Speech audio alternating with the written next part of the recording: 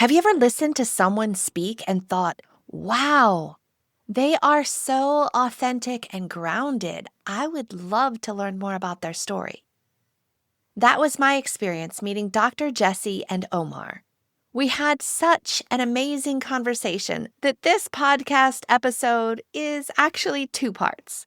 Today we'll do part 1, and we're starting where most people rush past, the early chapters, the childhood patterns, the coping, the roles you take on, the way you learn to survive. Because when you understand what shaped you, you stop blaming yourself for patterns that were trained into you. This is the Your Next Success podcast, and I'm your host, Dr. Carolyn Sangal.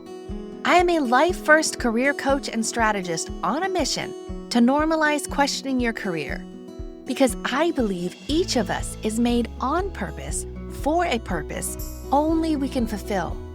The longer we live out of alignment with who we are, what we do best, and why we are here, the more we miss out, and the more the world misses out on what only we can give. The Your Next Success podcast is where we explore how to build a career that truly fuels your life.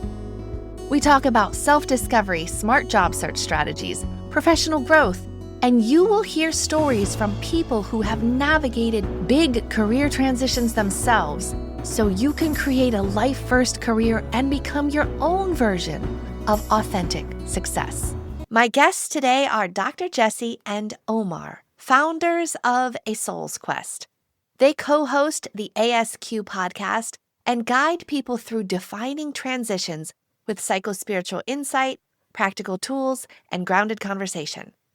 My conversations with Dr. Jessie and Omar touch on the place where you can look fine on the outside and still feel that quiet questioning inside you, where you have titles, degrees, competence, and effort, and your body still whispers, something is off.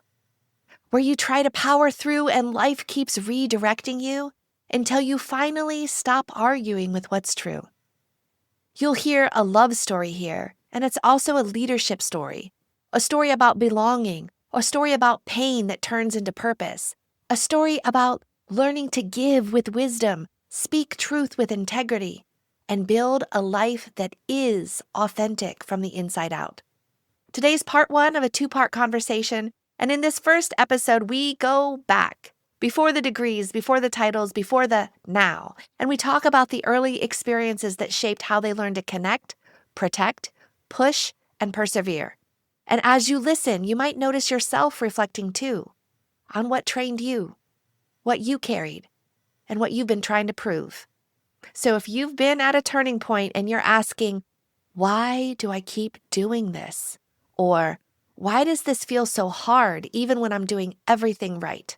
You're in the right place. Welcome, Dr. Jessie and Omar. I am so excited to have you here on Your Next Success today. We are super equally, maybe more excited than you are. We're super excited. I agree. I was telling you, I love your energy. I love the excitement. We've met before, and I would love to have the conversation right now. So yes, thank you for having us. And so, yeah, I think we have aligned, maybe parallel interests in how we help people. Mhm. And so this is a great opportunity. I was on your guys' podcast. That'll be coming out in a couple months. And now it's awesome to have you here on mine so we can kind of tell each other stories and help as many people as possible. That's right. All right. Well, as you guys know, one of the things that I love studying is careers, career transitions, those sorts of things. And so I listened to a lot of your individual stories from your podcast. I highly encourage people to go back way, way back on the ASQ podcast to listen to the beginning ones for even more of the story. Oh, wow. Yeah. It was good. It was great. It was great for me to see a little bit because now you guys are, how many episodes do you have out in this moment? 100 something. 132. Yeah. 132, yes. Yeah. So it was refreshing for me to go back to your beginning and be like, they made it. And they still sounded really good. It gives what us did we hope. sound like on our first episode? Oh, my goodness. It's been a learning experience, which is great. We'll get into all that, yes, because it's part of the journey. Yeah. So I'd love to kind of dial it back to both of your childhoods. Can you, like, whoever wants to go first, Tell me a little bit about growing up, and specifically what kind of work did you see your family members doing? What did you think in that moment, as far as did you have visions or dreams of what you thought you might do when you became an adult? Those types of things. So I was born in San Juan, Puerto Rico. And I know I'm saying it like I should be saying Puerto Rico, right? So I was born in San Juan, Puerto Rico, and my mother is Dominican and my father is a New Yorican. So he ended up back in Puerto Rico and ended up joining the military. So he wasn't around for the first couple of years of my life. So it was just me and mom. And growing up, we ended up moving to the States. And first thing my mom said is, I want to learn how to speak English. We're speaking English in our house, period. So sadly, that sort of forced us to kind of lose our language or my brother never had the language. I did, but we just didn't hold on to that. We helped my mom learn English. And then we ended up moving to Rockford, Illinois, which is right outside of Chicago. Some people know it and some people don't. So I always have to refer to Chicago. And my family structure was very sort of normal. Like I reflect on it now and I think, wow, I really didn't have a lot of, relationships with my father. And that's something that has been punctuated now throughout my adult life, right? But we had a really great relationship with my mom. She was like the mom on the block. Like everybody loved my mom, right? She had a 3-wheeler. She'd throw all this stuff in there. We'd go do campfires and roast marshmallows and hot dogs. And we just had a really good upbringing in terms of that. But one thing that I did notice is that one, I wasn't very close to my father. He was not that dad that kind of went out to the park with us and did things like that with us. And he was kind of hard on me because I don't know how my brother looks at this whole thing, although we have similar feelings about it. But we didn't really get a lot of optimistic interactions. It was very pessimistic. We don't have any money for that. We're broke. There was common language that we picked up that I brought with me into adulthood, right? I realized that I did a lot of striving to make him happy, like to people please and get that affection that I was looking for. And I just never got it. And every time I would do something that I thought was good, bring home good grades and do this and do that, and I'm evolving and transforming, I'm growing into this young little lady, it was just very negative. His interaction with me was very negative. It wasn't like, I love you, you're amazing, you're beautiful. It wasn't any of that ever. I mean, I can count on one hand how many times he said he loves me. Did you ever see his parents? Like, I wonder if that's just like my husband's family and my family grew up differently in terms of the affection. Yeah. Or like on one side, it was hugs and kisses and I do love you. And even if you were pissed at somebody, it was, I love you, right? I love you. And then in my husband's family, it's like, don't say thank you, we're family. It's just like understood. And it's not as touch. And it's a different kind of love than I had. So my husband either just stays with me because I'm amazing, or he does love me, but I think he does love me. Both. But I wonder, is that how your dad was, or that's just part of the family dynamic? Maybe his parents or grandparents or the things that he had seen, maybe he didn't have that. If you see it, you can be it kind of thing. Right. Did he have? I think for me, for almost all of my life, I'll be 53 next month. And almost all of my life, I was in my adulthood. Let me say my adulthood. I was always very frustrated with my father because I was always blaming them. You know what I mean? Blaming them for how could they treat me this way? What do I have to do to get attention? I've done so many things, even as an adult, earned my PhD. And not once has he said, congratulations, nothing from him at all. I think now, as I've spoken to multiple people, I can look back and think this is what he had. And this is what he did because this is what he had. And this is what he learned, right? I was very close to my grandmother at one point, his mom. She recently passed away. And but my grandfather passed away when he was 16. So I don't know about him. And I don't know what it was like growing up in that house. I assume that there was probably not a lot of emotions that were talked about. But again, those are all assumptions because that's how it was in my house. We weren't allowed to grieve. We weren't allowed to have emotions. We got hit with the belt. At that time, that was a normal thing to do, you know? We were told to just look cute, don't talk, you know, that kind of thing. Be seen and not heard. Yep. Exactly. Yep. I do think that a lot of it has to do with that. I can look back now and I can see that that's the case, that he didn't get a lot of affection. And I think there was almost an unhealthy sort of relationship between him and his mom. He was very, very attached to my grandmother. You know what I mean? With his dad passing away, then he had to step into a role, Yep. you know, just being a, Yeah, exactly. And did your mom ever work? Like, she seems like an amazing mom, very welcoming to whoever wanted to come by, and always made sure you guys were doing amazing things. Yeah. She did work. I think my mom, again, when you reflect on this, and especially since I'm evolving and growing and learning things and trying to capture things that I feel and trying to kind of dismantle these things to understand why I feel this way, why is this happening, why does this feel this way, and doing what we say on ASQ, asking what, right? What is the experience that I can learn from this moment or from those moments? My mom was a work person. She was very involved, like I said, in everything that we did. She worked. She tried to stay close to us. So she would get jobs like at the school. So she worked in the cafeteria. So both of my parents were very blue collar workers. They were never people that sort of were like encouraging us with education, encouraging us with, you know, it doesn't matter if you get a C on this test, keep looking forward. You're doing great. We didn't get that sort of like support. It just wasn't like that. It wasn't something that they put on our purview. Like, you can be this or you can be that. You could do these things. It was very much a very curiosity driven home. Like, we weren't encouraged to like be curious. Try. In fact, we were told not to. You know what I mean? And even in the military, what kind of job did your dad have?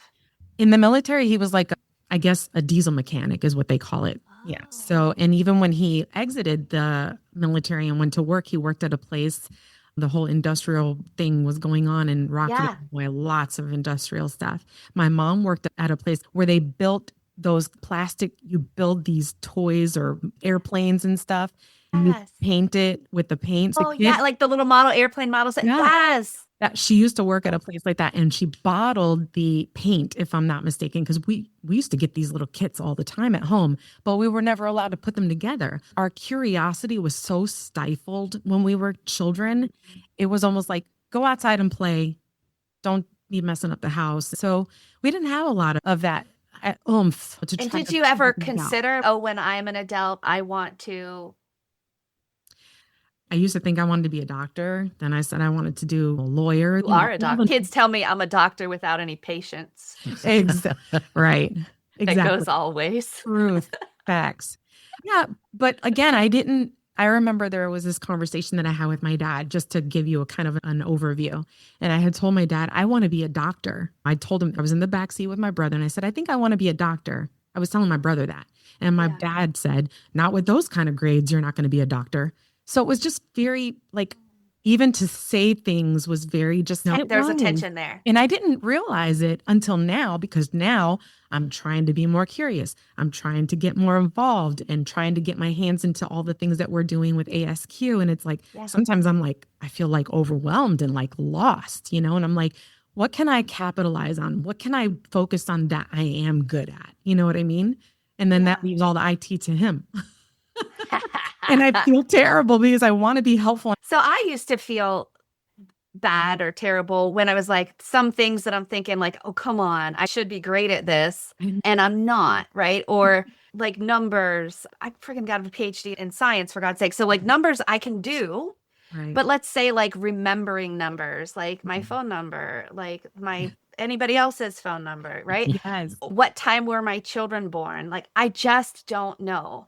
And so those kind of moms that were like, oh, it was 6:52 on a Wednesday morning. And I'm like, you know what? My kid was freaking chopped out of me emergency. So he's healthy. I don't know what the frick time that was. For my phone number, I used to have a sticky note. So if I was leaving a message, I would do that. And I used to feel so bad. What a, imposter or horrible person I am, or I think I'm smart and blah, blah, blah.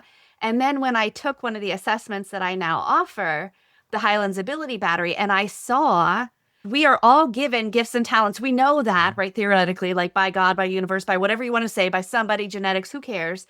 we all have certain stuff poured into us on purpose for a purpose only we can do and for a reason.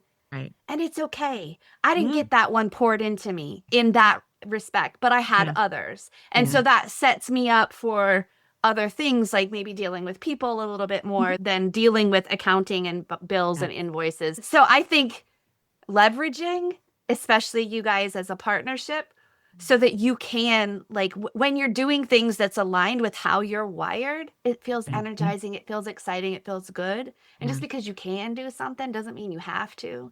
Yeah. And so by default, it's just going to fall on Omar. And I don't know if Exactly. you got that poured into you or if you're just taking it for the team. But how about when you were growing up? Like, tell me a little bit about that experience for Yeah. you.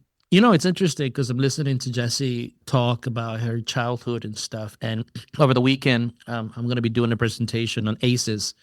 And ACEs are all these adverse experiences that we have as children, and how did they manifest as we go through our life, right? So, uh, growing up, my mom has always been an entrepreneur. She was a hairdresser all her life, and only worked for someone maybe once or twice in her life. So all I seen from her was always that independence, that Yeah. idea of doing her own thing. But she'd always encouraged me to go to school and get an education. And she always used to tell me, Omar, I don't have money to give you. All I could give you is an education, which is a bad advice, number one, because most people don't understand what the word education means and what the concept of education really is. So when I was growing up, my aunt she was a nurse. She grew up with us. A lot of my immediate family were professionals. Now, they were in Dominican Republic, which is an island in the Caribbean, but nonetheless, they were professionals, nurses, entrepreneurs, people that owned their own business. And my grandfather had a lot of land. So not wealthy in terms of money, but wealthy in terms of they always worked and they always did their own thing. They never worked for anyone. Moving from Dominican Republic to New York City to South Bronx when I was 10, I was fortunate enough to be a Boy Scout leader, right? So I became a Boy Scout. A couple of years later, I became a junior assistant scoutmaster. And I was introduced to two people, Ken Mullen and Betty Medina. And this is when a lot of things changed for me, because I want you to think about a 13, 14, 15-year-olds having to plan a Boy Scout entire year, including the summer, downtown Manhattan at the AT&T building boards room. So my experience was at that early age was planning programs from Nice. beginning to end, setting a goal, understanding what could go wrong, understanding all these different nuances about strategic planning, about how to think, how to set goals, and then being able to teach that at that early age. So I was exposed to that as a very young age, and being 14, 15, 17 and being in charge of like 120 kids, and you're responsible for manifesting. And not just me, it was just a couple of us that were the leaders, and Ken put us in charge. There was a certain level of confidence and cockiness that a 17, 16 years old don't understand, right? So here I am, and Ken encouraged it. I was talking to my friend Danny. We were talking about this one day. We were going on a field trip. So Danny and I planned a field trip. Ken had cancer at the time, so he was getting treatment. So he asked a parent, an adult, to go with us because they needed an adult. Right. And then the parents started getting a little mouthy with Danny and I. And you just called Ken. Ken got on the phone, and Ken told them the only reason why you're there is because you're over 18 and they're not. So you better listen to what they tell you. Right. So that was a pivotal point in my life because he gave me the confidence. But also what I saw with a lot of my friends, and Ken was a military man. He was a former New York City police officer. So that idea, the paramilitary concept was in there. But I had a lot of aces up to that point, and in retrospect, looking at it. So I went to school to go do criminal justice, and I wanted to go into the FBI. But there was something inside of me that that wasn't it. How did you get that idea then? Was it because of your mentor being military, being a police officer, and you're kind of thinking in that realm? Or did you know anybody that had done it, or just it looks so cool on TV? Where did that idea even come from? I love Point Break. the original with Keanu Reeves and Patrick Swayze. So I wanted to be Keanu Reeves from Point Break. How about that? Okay. A lot of people, he was so cool in that. Right. Like, he was such a cool guy, you know? Right. Vaya con Dios. Vaya con Dios, right? You see Yeah. movies like Seven, those investigative movies, and you see all that. But it was interesting, though, because I never wanted to go into the military. I remember Ken gave me this book to read, and it was called Outbreak. And they made it into a movie with Dustin Hoffman. And this idea of rebelling against the system, right? You know you have your marching orders, but you know that if you do this, this is wrong, right? Yeah. And you have to do whatever it takes to stop it in an environment in which you shouldn't do that. So Ken was always putting all these devil advocate things, right? Like, what are you going to do? In addition to that, we used to go to Catholic church on Sundays, but afterwards we will have these in-depth conversations about morality and what does it mean to do this and things like that. So that was already part of my makeup. But when I got into college, and I did great throughout high school, I always was top of the class. I graduated number 5 on my class. And your class must have been big then, being New It York was, City. I think it was like 400, 500 in our class. Yeah. Oh, wow. And we have certain gifts. I couldn't study. I'm always fidgeting and moving. So I was always good at remembering things. I love math and history and literature. Like, I love that part. But I was never really good at focusing. So when I got to college, I struggled a lot, particularly because it was that time. I was in that gap in which you went from doing everything manual to starting using scientific calculators. So I will do all my work manually, but I wouldn't get good grades because you needed to use a scientific calculator. But I'm like, I got the answers right. It's like, no, but you didn't follow the process. So there goes that rebelling part in me, which I get from my mom and I get from Ken and I get from Betty. So in my 20s, I struggled quite a bit just to find my place. I went into a spiritual journey, so to speak. I was very depressed once I figured out criminal justice is not for me. But I have a semester left in college. What am I going to do? I'm going to just drop out? No, I finished it. You feel like an empty accomplishment? Yeah. Okay, catch Jessie back up to this timeline, right? Because last we left, you were in Rockford, Illinois, elementary. But tell me about high school then, like because I think you moved, and We did. So when I was 14, my aunt was, unbeknownst to me and my brother, my aunt, who was everything to me, everything in the world. Like, I loved her so much. She was that person that really made me feel good. Like, she is the one that said, your afro is so cute. And I was just like, oh my God, mortified because I had short curly hair and it was like afro. I didn't know how to take care of it. I was chunky and she was like, you're beautiful. Let me do your eyebrows. And she just did all the things. I felt so connected to her. So when we moved to Florida, I was excited about it. I didn't know she was dying. And the first thing that we did was we got off the highway and we went straight to the hospital. Me and my brother were like, what are we doing here? And we go upstairs to the ICU. And we have to put on gowns from top to bottom. Everything has to be covered. Hands, feet, everything. And it turns out she's in the hospispital dying. And it was a shock. And so this is the way my parents. Yeah. And so your parents, it sounds like there was not a lot talked about, but kind of like a need to know basis. And there was a lot of things that they decided you just didn't need to know. And so that's where I found out that my aunt was transgendered, which blew my mind because I, again, not talked about. So I don't have any idea what this is. And I was devastated by her death. And I'll never forget me and my mom and dad in the front. My dad's driving, me and my brother in the backseat. And I am crying, like boohoo crying, like baby crying. It was really bad. I was just devastated. And I'll never forget us driving out. And my mom, this reaction from her, she turned around and she slapped me. And she said, stop crying. And it was like we weren't allowed to process even our feelings or talk about it, you know? And so that stuck with me for a long time. And of course, being not having a lot of encouragement, there's such a difference as to how Omar grew up, which it's a beautiful thing. He had all this encouragement and trust, and we didn't have a lot of that. So it was very much me trying to fit in and belong anywhere I could belong. And so that's how it was all through high school. I didn't try new things for fear of failure. The things that I did try where did the running come in? So I heard something about you being like becoming this was a runner. amazing, like, come on, cross country. So Like, I don't know.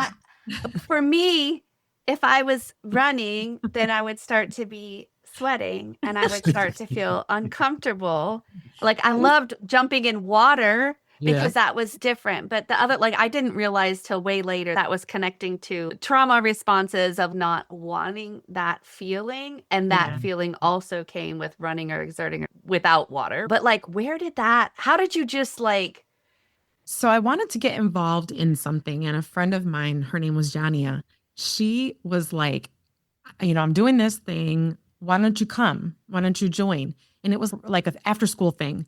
And that's how I got. So it wasn't even on the books. We didn't get like a grade for it. It was just something that we got involved in. It was like an after school program. So yeah, I started. I did not want to fail because I was like, I'm going to be good at something. I'm going to do this. And I started to really like it. I started to like this. Oh my God, I just ran a mile. Oh wow, I just ran 2 miles. And then increasing my miles and doing this whole, like, it was a running club, an after school Yeah. running club. And the coaches were really cool. It was different and they were really hard on us. But I found myself doing what I was doing because I was liking this. You're doing great. Keep it up, Jess. Keep going. Yeah. Keep going. And I wasn't getting that in any other area of my life. Gotcha. Except for from these coaches. There was 2 coaches, a man and a female. And I was just like really just wanting to belong to something. And so I took this up as a sort of to like just bide that moment or to fill that void. You know what I mean? And it was great. It was fun. And I continued to do it as I became an adult. I love to run. I ran whole marathons, not on the books or anything, but still did it with this Yeah. group. And it was great. It was really a really good, exciting time for me. But I didn't have my parents come to any of these things that we put on, any of these events. They didn't come and see me do these things. It was just kind of like, Jessie's just. That was your thing. But you found this like freedom and encouragement and release and maybe community. Yeah, I Other did. people striving. Yep. It wasn't a conversation ever, though. It wasn't like that. It was that exercise moment. I don't know if I'm explaining it very well, but just that moment of I'm achieving something in that moment, but I'm not talking about what I'm feeling and we're not having these discussions. So it's kind of temporary. Still, there's so many things that have to move through us. And so without even consciously knowing it, you're giving space for maybe some of that process. And then when you started working, what kind of jobs did you take? What did you do? I'm so curious about how this went out because I think after graduating high school, what were you doing? Let's talk about that a little bit.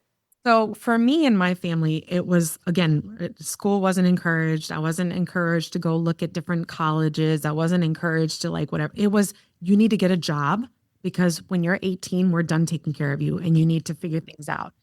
And I'm making it sound really bad, but it's kind of like, that's really what happened. It was almost like me and my brother were burdens. And it was, okay, we've done our time. When you're 18, let's go. So like chop, time to go. So for us, it was, oh, well, damn, we need to get jobs. So I got my first job at Burger King when I was 14, when I first moved down, because my mom and dad were like, we're not buying clothes for you anymore. You need to buy your own clothes. And then as I went through high school, I worked at different places, like something that was, it was called Builder Square. I don't even think it exists anymore. As a cashier, I worked at like Winn-Dixie. I did things like that. And then in my high school and right after high school, I got a job as a hostess or a waitress at the Breakers Hotel here in Palm Beach. And I was making crazy money, but my desire to belong and my desire to be needed and my desire to be looked at as somebody who was accomplishing everything, I spent all my money on my friends and on stupid stuff, like crazy, ridiculous. I wasn't even thinking about finances, and we didn't get really taught about finances and how important it is to save and budget and look at what you're doing and how, you know what I mean? It wasn't that type of whatever. And I didn't have mentors and people that said, hey, Jess, calm down. You are spending all your money. Relax. Look at this or do that. So it was me just kind of trying to figure things out on my own, as I went along. So I worked at the Breakers for about a year, and then I got totally like rebellious, just going to the club, doing this, doing that. I was just, when I look at that point in my life, I think I was just in a fog, just trying to just let loose and just have fun, go through, friends and having some boyfriends and whatnot and so on and so forth. And just not even, it's just like a fog. Seriously, when I Yeah. think about it, you know what I mean? Because you're bringing up a lot of memories for me. But when I look back at it, I mean, I was like sneaking out my window to go out to the clubs. My parents, one day, my dad found out that I snuck out and I came back and I can see it's completely dark in the front of the house. And all I see, because he was a smoker, is this orange dot. And it was bright for a while. And I knew he was upset. And he told me, you have to move out. That's Oh, enough. wow. You're home Yeah. late. It's enough. This is a third time. And so it's almost like I pushed that to happen Yeah. because I knew it was going to happen. I was going to get thrown out if I didn't respect the rules. But I can't even put a finger on what was going through me. I was just in a fog. I was just so desperate to belong and to be needed and to be like somebody acknowledge that I'm doing something right. So I was like, if I'm not doing anything right and I can't get acknowledged, I'll just do everything wrong. He acknowledged me then.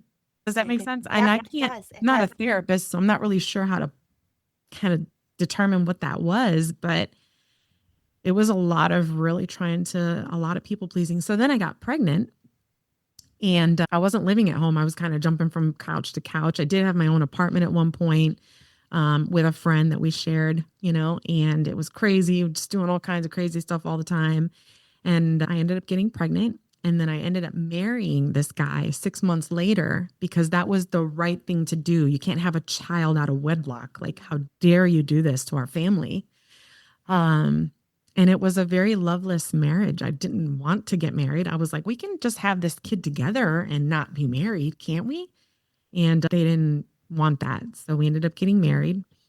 And yeah, what else? What am I missing? Okay, so now you have a child. You How did asked me that what kind of affect your outlook on it? When the baby came, did you have to work? Did you choose to work? I, What happened there? I did. Yeah. I did have to work. I went to school to be a medical assistant while I was pregnant. And the Oh, program wow. that I was in was like an 8-month program. And How'd so you pick that? Was it I, maybe seeing stuff with your aunt? I think it was just me thinking this could be a way into the medical field. And you had thought about being a doctor? And I was like, I don't know. Again, just my mom and dad were like, you need to do something. Something's got to give. And I needed to get a job. And this person that I was with, wasn't making a lot of money. We were both just getting started, Yeah. Yeah. And so I became a medical assistant and put my son in daycare. And that's what I did for years. I was a medical assistant. For a couple of years, I was a medical assistant until one day I just wasn't. And I ended up staying home at that point, I had 3 kids. I had twins. And it was way expensive to put 3 kids Yeah. in daycare. So I had no choice but to stay home. And it was I was trying to get out of this marriage at the time. And then I found out I was pregnant. And I'm like, thinking I'm having 1 additional child, then I'm having 2. And I'm like, I was going to say the F word. I'm so screwed. Go for it. I was going to say I'm so fucked. I'm I'm stuck here in this relationship that I don't want to be in. My parents really liked this person. And it was never this, it was like I was doing something right because I got married to this person who was doing things right. He was working, making money at that point. And here I am just kind of like stay-at-home mom, pregnant. Had you ever did you have like cousins or something that had little babies? Was your child the first little baby that you had to? Yeah. Pretty much. Didn't know how and then- difficult it would be. We didn't have that program where they give you the fake baby and the baby cries all night. Because if I had that, I probably would never have I would never have done this. But I didn't go through that. We didn't have that experience in school. And, I was just very careless and just doing things, just going with the flow of things. It was very just like I was having this out of body experience. I'm not even present. I'm in a fog for so many years of my life up until literally when I met Omar, when things started to kind of open up for me a little bit. And even then it was I need to get a job. I need to get an education. I got to do the right things. I got to pay bills. I got to do, then I'm more alive. How did you transition from all of a sudden now you're full-time caregiver for 3 children and you didn't have any models of that prior to? Yeah. It How was a did lot. how were you not? Yeah, yeah. When I reflect on that time, Carolyn, really, that was probably the most unhappy part of my life. I'm getting emotional. It's probably the most unhappy part of my life. You have Because you had kids. PPD also, because I feel like I had PPD, but just going from the growing up, if you showed although we said I love you all the time, right? But and you still couldn't necessarily feel certain feelings were allowed to be shown and others were not. And so I didn't anybody that had mental struggles, they were crazy people, right? Yeah. And so I Yeah. sure as heck didn't want to be crazy people. So I wanted to be known for smart, but not for crazy. And I didn't even think, and then I didn't want to get anything, do something wrong or whatever. But yet I was not I was going myself. through it. I was going through it. I literally can reflect on those days, and I have curly hair naturally. And usually I'll get it to a point where I'm like, okay, it's time to cut my hair and take care of myself. I had hair past my butt. And that to me was kind of gross. No judgment to anybody who has their hair past their butt, just me. That was gross. I hadn't taken showers in days, like me at all. Where was the time though? If you're the sole person and now there's and like, cause somebody always needs something. Yeah. Right. Or is crying like, and I don't know, like with the I don't know first how to kid, I do didn't it. want him to cry at all. Then with the second kid, I'm like, I'm gonna just strap you in this bouncy chair and you can just have at it while I brush my teeth, but still, no, Same. but like before that, there were days that you like, it doesn't make sense until you're in it. Because without having kids, I'm thinking like, are you kidding me? What do you mean you don't have time to brush your teeth? And Yeah. then I'm like, because Guilty. nobody tells you that when you're nursing a baby and it's like, oh, well, they eat every 1 to 3 hours, and that's start to start. Yeah. Okay. So if you got a grazer, you are not having a time for yourself. Imagine what your life would be like if your career aligned with who you are, what you do best, and actually fueled the life you want. At Next Success, we support all ages and stages through career transitions, from students exploring majors or careers to job seekers actively searching or reimagining their next move to professionals committed to self-awareness and leadership growth. Stay connected and explore what's possible at nextsuccesscareers.com and follow Next Success Method on LinkedIn, YouTube, Instagram, and Facebook. And so then you have 3 kids. Each of them are different in their own ways. With the twins, when one would poop, the next one would poop. When one would puke, it was like when one was sick, and it was like constant chronic sick all the time. Oh yeah. They had their tonsils removed. They had their adenoids done. They had all kinds of shit done. It was crazy. And I was doing this by myself. You know what I mean? I was like a single married woman, literally. And it was hard. And I don't think that, sometimes my son will say, oh, you just don't understand how he's got 1 kid. Yeah. It's hard for me. And she doesn't cry. She doesn't cry either. She does. She's a fun baby. My granddaughter's a fun baby. baby. And but I know it's hard. But dude, multiply that times 3 and then talk to me. And being young and being super young, where you're in so many cases just trying to grow up yourself. Yeah. Oh, and now you're responsible for other lives in the world. By the time I was 23, I had 3 kids. Wow. And I went to the gynecologist when I was going to have the twins. I was like, please, can you fix it down there? I can't, because I wasn't supposed to even get pregnant with the twins. I had a cold and I was on the pill and I was on antibiotics, and somehow or another, it didn't get to me that you need to use protection because you could get pregnant. You're on cold medicine. Anyway, I don't regret having the kids, but it was a very tough time in my life. And a lot of those days just blended together. I remember when the kids would get on the bus, I would go right back to my bed and sleep until right before they had to come home because I wasn't sleeping. Mountains of laundry constantly, sick kids constantly. It was just like, and the only thing that I had was a phone to talk to people. And I didn't even really have that many friends because they're like, oh, she's got 3 kids. That's a lot. Right. Because if you're one of the first ones in your friend group to have kids, all of a sudden you become untouchable. That's it. Something, totally untouchable. And so I didn't have a really big support system. And even when I left my ex-husband, everybody that I knew turned their back on me because somehow he painted this picture that I was the bad guy and never took accountability for his stuff, and what about what you did? None of that mattered. And so I literally just And did. you weren't the type to be telling No, I anything wasn't. of your No. thoughts and feelings. Just Even my parents felt that I was wrong for leaving him. I mean, even my parents chose him over me and didn't support what I was going through. It was just a really dark time for me because who do you talk to? And then how do you share what's happening when you can't even put the words together to figure this out because it's not normalized. It's not something that people talk about. You don't have any friends. You have no family support. It's like I was alone. and still you had this inner inside you realizing the pain of staying the same Yeah. is worse than the pain of leaving. Absolutely.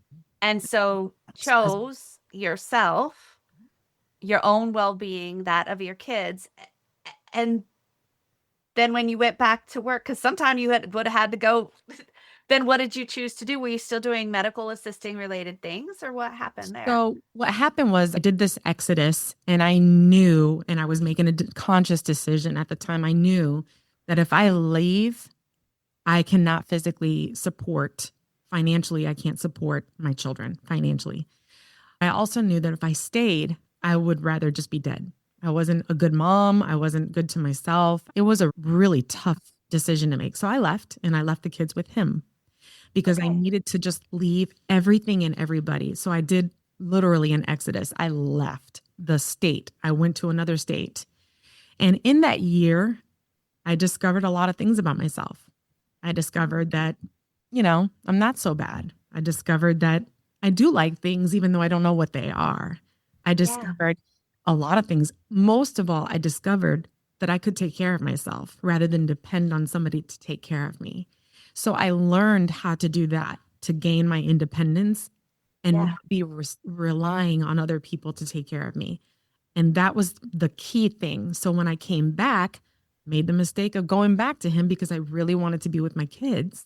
Yeah. But leaving him the second time was much easier than the first time because I was like, I have a car, I have a job, but the job that I had was not in medical assisting. I think it was like I was doing like cashiering at like Walmart or something. And then I got a job at the Boys and Girls Club. And at this point I had separated from him. And that's where Omar comes into the picture. I met him at the Okay, I was wondering how it lined. So, but when you left, and that must have been such a difficult decision that that's your only option. But if you had stayed, I might not be talking to you today. So I'm glad you did what you had to do because you had to break free for a moment to take care of your own self. You had to be able to have the time to put on your own oxygen mask before trying to help others. How old were your kids at that time? So Jacob was, I'm going to say he was probably 4 or 5, and the twins were about 3. They're 2 years apart. So yeah, they were pretty young. They were out of diapers and whatnot. And he had a lot of support. So he had a lot of people that came in, and I'm grateful that those people were there when I was not there. But I literally needed to, like you said, I needed to put my own oxygen mask on. I was like dying. I was suffocating in that life that I was living. But when I came back, again, I had this freedom, this realized freedom of I can take care of myself. I can do this. I can balance my own checkbook. I can do these things where I wasn't doing any of that before. Like he took care of everything. Was there any formal support that you got? Like had you broken into like, okay, there's people called therapists that could be great, helpful, or you just were on your own sorting it out? I was on my own at that point, but when I did come back, I did get therapy. How did you know that was a thing though? I don't even know, to be honest with you. I have no idea, but I do recall going to therapy. But I got to tell you, sometimes there are, no offense again, but I'm going to say it. Some therapists suck. They do. They Some certainly therapists do, right? suck. And I felt so bad about that. And some people suck too, right? But then it gives a bad rap for others. And then if you have somebody in such need of help and then you don't get, and so it's so trial and error sometimes. Yes. It's like, who has time for that? It's already so hard to be vulnerable. And then you like try to trust somebody and you realize that they suck. Try to do it all over again, It's almost like I was going to this therapist and I'm going there for daddy issues because this is all stemming from this missing piece in my life of not being encouraged, not being loved, not being told you're beautiful. And so much of this ties into that when I think about it, like not getting the encouragement that I needed to figure out finances, to look for a career that would be good for you. We did that for my kids. Like I encouraged them, hey, you have choices. You can do this, this, and this. There's choices and consequences, like this whole methodology that we gave them. And they landed in a space where they're completely independent right now. Completely. They're in service, public service. They're firefighters and police officers, but they made decisions based on the encouragement. And when they failed a test, it's okay, guys, just pick it up, study harder. I didn't get that. So I was giving what I didn't get, but now I'm realizing I'm overcompensating in this whole nurture area. I want to be accepted by my kids now. I got to do this because I'm scared to lose my kids because I was a bad mother. Like it's this whole vicious cycle that you go through until you start to sort things out and understand that you have to have a balance in these different areas, right? Something that we talk about in ASQ. But I'm not sure if I answered your question.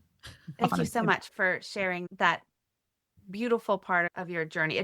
At the time, I'm sure it was just freaking terrifying and exhausting. Seeing what you guys have built beyond that, it is beautiful from this viewpoint. For that one, it must have been terrifying. Okay, so Omar, let's catch this up because you think you're going to be an FBI agent, and then you realize, nah, it's not like the movies. Or tell us what happened there. Well, not everybody was as cool as Keanu. Nope.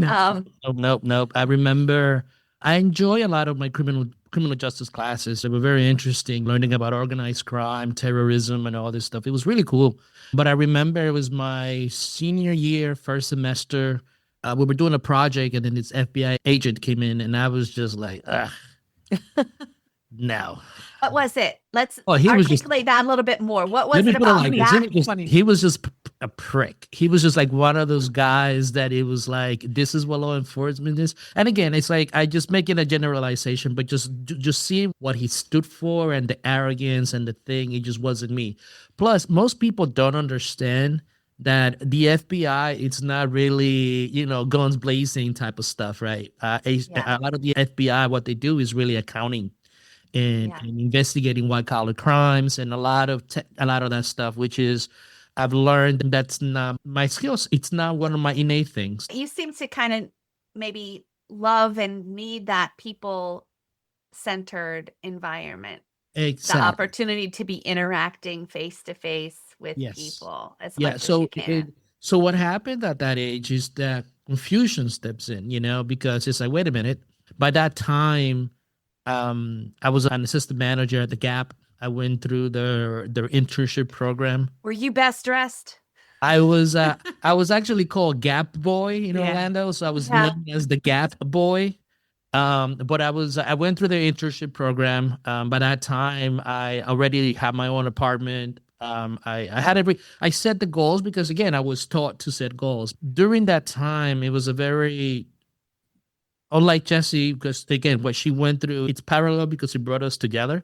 But at that time, that idea of who am I really came in, and I was fortunate enough that. And how old were you at this moment? 19. Yeah. See, there's normal times people start questioning their life and their career, and they happen at predictable stages, and they can kind of shift a little bit depending on if you bring somebody else into your world or maybe people come out of your body.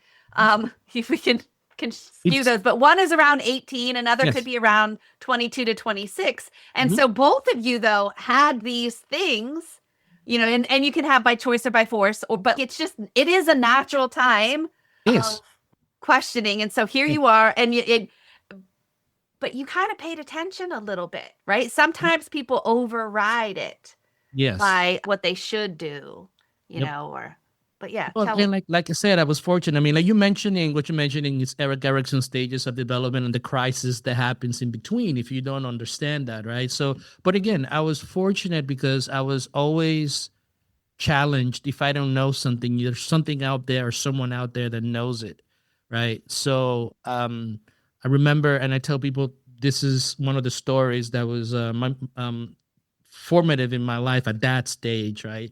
My mother, right away when you're in our culture, whenever something's going on, it's like, oh, you got to go to a doctor, right? So she takes me to a neurologist.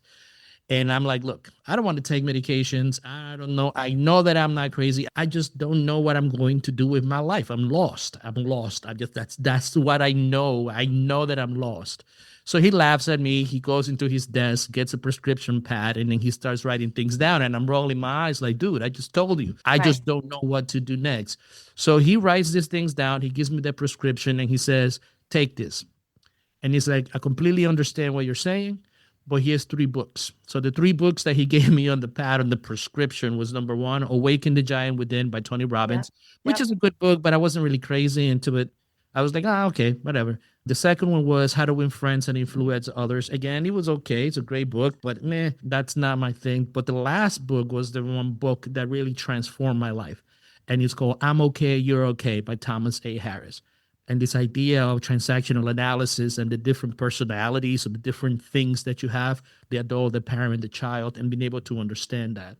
But the one thing about that book at that age that really hit me was that idea of forgiving, and primarily forgiving your parents, right? Because like you mentioned earlier, it's like they only do what they know, and they only did what they knew. So at that point, I grew up without a father. So one of the first things that I did, well, actually, the first thing that I did was write a letter to my mother, because her and I, although I was doing all these different things, now I'm no longer her baby. I'm doing all this stuff. So I lived 2 lives, right? At home, Yep. I was just a child, but outside, I'm this person that is getting awards from the city and all that stuff. And it was that conflict. And then I had a girlfriend, though. That was another conflict. And I wanted to do my thing, and that was another conflict. So I had to write that letter for her. Then I went to seek out my father and confront that situation. But then after that, after doing all that, it's like, okay, what am I going to do? So I said, well, I finished college. I got a degree. What do I know how to do? What am I good at? Oh, you know how to work with young people. So I got a job at the Boys and Girls Club. And this is back in 2000 actually. But what ended up happening is that although I enjoy that, there were still those splintering questions as to like, who am I? Why am I here? What is my purpose? Like deep down inside. And I really didn't articulate it. And Jessie used to tell me that it's like, all you do is just read books. Because at that time, all I did was just take information and take information. And I went into, quote unquote, a spiritual type journey, so to speak, learning different ideologies, learning different modalities of spiritual things. I took classes in Miami for a place called the Kabbalah Center. I ended up working there.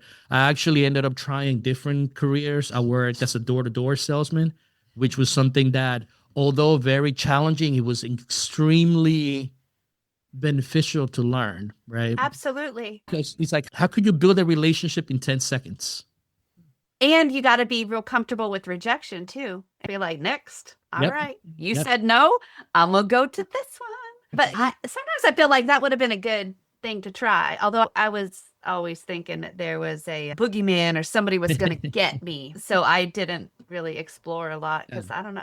Just when I'd get my nerve up to go and walk on my own, then it's like you read a story about some crazy guy, something on the trail. I'm like, well, I can stay back home again, And you know what I've learned about that is most people are very nice.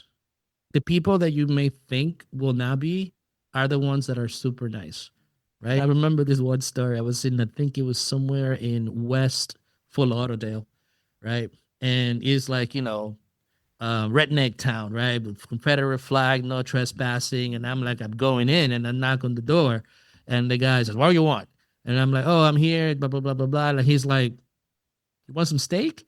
Aw, Just like that. nice. Just like Yeah. that. We have these preconceived notions about people. And by doing that job in particular, number one, you learn the skills of selling, which is important because it's all relationship building. But again, for me, it was just seeing like people are more alike than they are different if you really look at it. And that job taught me that, right? From there, I worked I started actually a call center at the Kabbalah Center. I worked with one of the teachers and I started a call center there. Then I also worked with a good friend of mine, Fred, who's part of our organization right now, and IT and some technology stuff and all That's that where you stuff. learned That's it. what I learned it from, right? So I'm getting I got a lot of those skills with the web designs and all the HTML and all that stuff. I learned it from there. I worked in sales again with Comcast. But then finally there was one day and Jessie kind of like started noticing that I was getting I was depressed because yes, I was making great money, Comcast, making in sales. Were you inside sales, outside sales? Where was your workplace? I was Okay. outside sales in Comcast, and I was making like $80,000 a year, working maybe like 4 or 5 hours a day. So the rest of the time I just spent it reading and all that stuff. But it was very unfulfilling, because it wasn't like the thing that was calling me. So there was always that splintering, like there's something more out there than just maintaining. And I needed that because we had kids. We had to make sure we maintained the house and all that stuff. But then one day she just said, "You're so unhappy." And she called someone that we knew from the past that worked at the Boys and Girls Club. And they said, "Hey, Omar wants to come back." And I went from making $80,000 a year to making $7.45 an hour, part-time.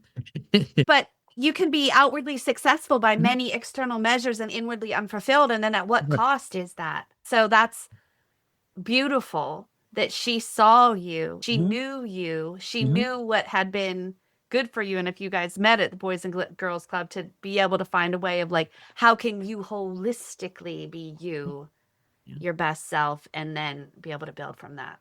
You've just listened to part 1 of a 2-part episode with Dr. Jessie and Omar, the early chapters. And in part 2, we will pick up with how they met, how the relationship deepened, and what happened when real life applied pressure, career detours, financial stress, and the kind of internal unraveling that forces a rebuild. Thanks for listening to Your Next Success with Dr. Carolyn Sangal. Remember, authentic success is yours to define and includes aligning your career to support the life you want.